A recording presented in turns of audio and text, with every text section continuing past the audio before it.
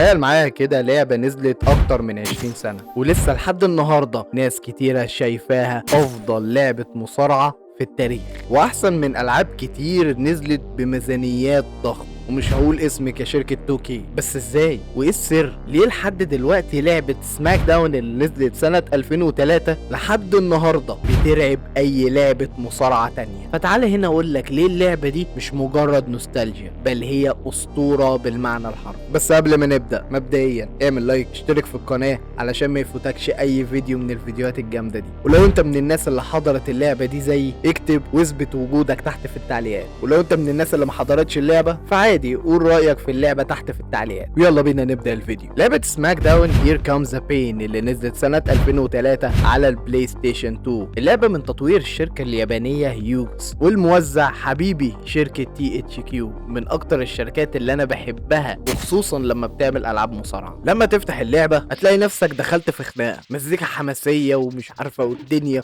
ومصارع قدامك بيستعرض عضلاته، وبتحس ان انت دخلت في المود على طول من غير حتى ما يستأذنك، هو دخل كده فاهم انت ومن غير ما تقول يا باشا. اللعبة سريعة فشخ، والماتش تحسه حقيقي، وفلاشات كده بتاعت كاميرا، والحلبة واسعة، والحركات تحسها مدمرة، وان هما الاتنين بيدبوا في بعض، وحاجة غريبة مش هتشوفها في اي لعبة مصارعة تاني. اتحداك لما تيجي تعمل بيدجري مثلا على واحد صاحبك في اللعبة هتلاقيه بيتنطر، لما بتعمل 619 مثلا على مصارع بتلاقيه بيتحدف، بيحسسك بقوة الحركة فعلا. وكل ده كوم، ولو لعبت بقى ببروك ليزنر كوم تاني خالص هتحس ان انت بتلعب بالناس كورة، ممكن تشيل ده وتهبط ده عادي وبتاع، وتلاقيه بيتنطر وناس بتطير، انت متعرفش ايه اللي بيحصل بس انت مبسوط. والميزة في اللعبة هنا انها مش معقدة، التحكم سهل وكل حاجة حلوة، واي عيل صغير ممكن يلعبها عادي وينبسط بيها كمان. مش محتاج منك تحفظ زراير علشان تعمل حركة معينة او تتفادى حركة، هي بضغطة واحدة وهتلاقي بروك ليزنر مسك المصارع اللي قدامه عجنه. والنقطة القوية اللي انا شايفها في اللعبة انها مش بطيئة، كلها اكشن على طول، ما بتعملش لاج،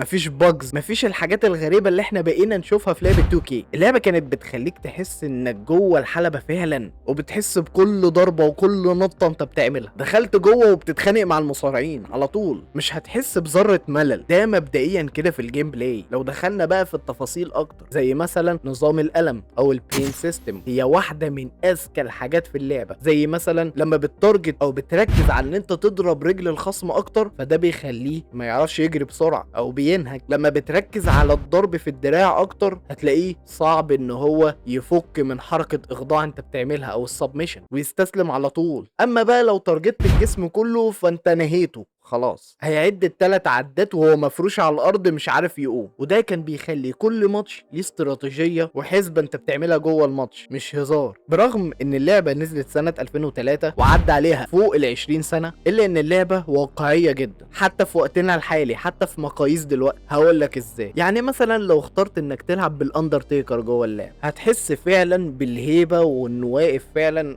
كانه اندرتيكر يا جماعه، مش مجرد عنصر عشوائي مثلا كده الناس مصمماه وبيعمل نفس الحركات اللي بيعملها مصارع جنبه. لا، الاندرتيكر شخصيته ليه هيبه، فاحنا نخليه ليه هيبه جوه اللعبه. ري ميستيريو هو سريع ومرن، فاحنا نخليه جوه اللعبه سريع برضه زي ما احنا بنشوفه في الماتشات الحقيقيه. فكان كل مصارع ليه كاركتر وليه اساليب لعب. واللعبه هنا برضه كانت فيها الريفرس، ان انت تعمل فينش بتاع اللي قدامك. يعني انت مثلا لو بتلعب قصاد ري ميستيريو وانت تريبل اتش، فانت ممكن تخلي تريبل اتش يعمل 619 عادي، او العكس يخلي ري ميستيريو يعمل بيدجري، او ان جيف هاردي تلاقيه بيعمل الاف 5 على بروك ليزنر. وكانت بتستهلك منك 2 سناك او سنيكتشر عشان تقدر تنفذ حركه الريفرس. مش هتتخيلوا قد ايه وانا صغير كنت مبهور جدا بالحركه دي، وكنت فاكر ان انا الوحيد اللي مكتشفها في العالم. وطبعا بقى مش هنقدر ننسى ماتشات الهيل ان سيل والاليمينيشن تشامبر. بص، اركن العاب المصارعه اللي انت عرفتها ولعبتها قبل كده دي كوم، واللي انت هتشوفه في اللعبه دي كوم تاني خالص. في ماتش الهيل ان سيل هتحس ان القفص كبير، والموشن بتاعت الوقعات خطيره، بتحس بمدى الوجع اللي حس بيه المصارع اللي وقع الغلبان ده. مش دلوقتي اللي عاملينه في 2K26 مخليين المصارع يتدحرج كده وكانه في لعبه روبلوكس. احنا نهزر؟ اتعلموا من اللعبه دي، خدوا يا عم منها افكار، خدوا منها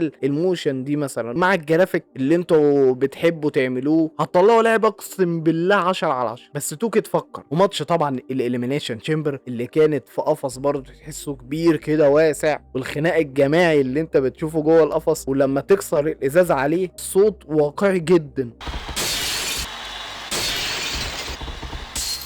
وطبعا ما نقدرش ننسى ماتشات الرويال رامبل اللي كانت فوضويه فشخ، تلاقي الواحد من هنا رمى 2 3 والتاني رمى 4 5 وانت الوحيد فاهم انت واقف زبله كده مش عارف تعمل ايه اصلا. وعاده في العاب المصارعه دايما بتلاقي ماتش رويال رامبل هو اسهل ماتش انت ممكن تخشه عادي، سهل جدا، المصارعين هبل ممكن توقعهم عادي بصباع رجلك الصغير. بس في اللعبه هنا في تحدي، انت في اي وقت ممكن تقع بره الحلبه زي الماتشات اللي بجد، فانت كنت بتلعب تحت ضغط وبتحس فعلا بصعوبه اللعبه. وطبعا برضو ما نقدرش ننسى البرا اند بنس، القانون بتاع الماتش انتوا فاهمين يعني. يلا يا ويس كنت بتسهر بالليل الساعه 2 3 بالليل تلعب الحته دي، عارفك. بس عيب ان كل ماتش كانت بتديك احساس مختلف، مش هتلاقي قانون من الماتشات شبه التاني، وده يخليك تلعب اكتر والساعات اطول. ونيجي هنا كمان على الميزه اللي بعد كده وهي الروستر الاسطوري. انت تقريبا لو تخيلت مصارع مش موجود في اللعبه هنا هتتفاجئ انه موجود. يعني مثلا جولبرج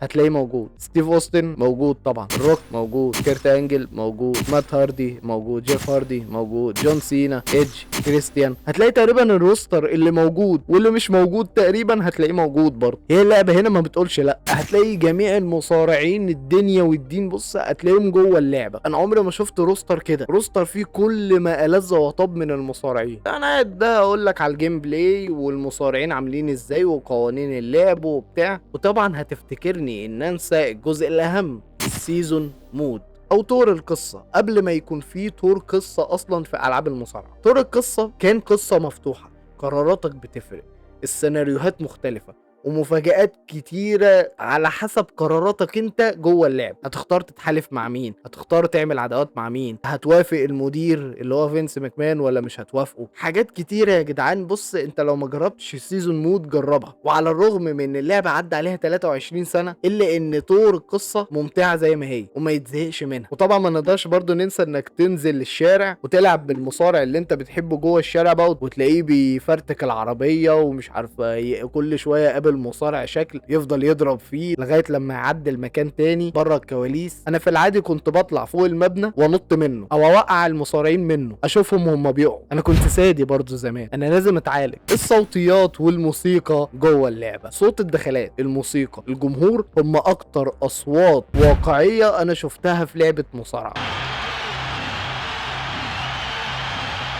وما كانش فيه معلق في اللعبه دي، وده يمكن العيب الوحيد بصراحه اللي في اللعبه، ان مفيش معلقين. بس ده مش مهم، ما نقصش من اللعبه حاجه، او ما اقدرش اقول لك انها واقعيه 100%، بس كانت ليها جو خاص. يعني صوت الجمهور جوه اللعبه بتحسسك بحماس وادرينالين ما حصلش. كل حاجه وكل تفصيله في اللعبه حماسيه جدا. طب هنا نيجي للسؤال الاهم واللي انا عامل الفيديو ده مخصوص عشان اجاوب عليها، وهي ليه العاب المصارعه الجديده فشلت في انها توصل للمستوى اللعبه دي؟ باختصار لان الالعاب الجديده بتاعت ال2K ركزت اكتر على الجرافيكس والتفاصيل، وان ازاي نخلي الحركه دي حقيقيه جدا، وازاي نخلي شكل المصارع حقيقي والعرق اللي بينزل منه حقيقي والشعر حقيقي. ونسيوا حاجه مهمه جدا وهي البساطه، المتعه. وزي ما قلت لك برغم ان اللعبه دي عدى عليها اكتر من 20 سنه الا ان الجرافيكس فيها احلى. اللمعان بتاع جسمهم، عيون المصارعين كانت معمول باحترافيه ساعتها. انا بتكلم عن مقاييس 2003. انا طبعا مش هقول لك انها افضل جرافيكس، بس اللعبه دي كانت سابقه عصرها. هكون ظالمها لو قارنتها باللعبه الجديده بتاعت ال2K